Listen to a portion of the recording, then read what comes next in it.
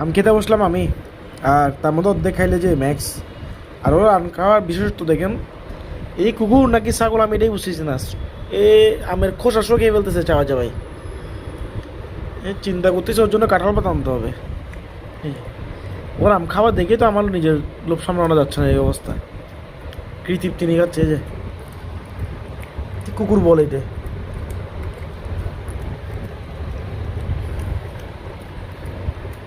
Max, এটা চোখলা sows. এ দেখ আম, এখানে আমটা তুই খাইছোস, এই খোসাটা কেমনে খাবি তুই?